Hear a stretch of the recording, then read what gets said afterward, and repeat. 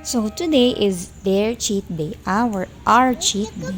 So, ayan si Mary, kagigising lang niya. Tagal ng tulog niya. So, siya na lang yung kumakain. Naisipan namin mag-soda, fruit soda. Tsaka nga yung footlong. Bumili kami ng isang buo, tapos hinati lang namin sa gitna. Para hati-hati kami. Nila Mary Emma, Avia, ako, si Lolo Lola. Ayan. Tapos nga, ayan, medyo ninanamnam pa yung kanyang kinakain. Maliliit ang kanyang kagat-kagat. Ganyan kasi siya kumain, si Mary.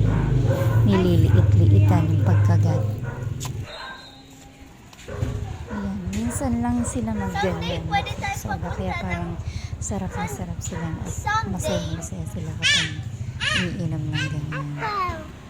Dami mo nang nakain ah. Nakakita ng apple sa ref. Pag nakakita ng pagkain, ayun, kukunin. So, nandito nga lang kami sa labas kumakain kasi parang hindi kalat sa loob. Kakasundo ko nga lang kay Avia at dumaan kami sa akin. Hindi na yan sa'yo! Hindi na yan sa'yo! Hindi na yan sa'yo! Ayun. Pero, hindi eh. Nakain rin yan ng Hindi na yan konti. sa'yo! Yun, kay Lola din.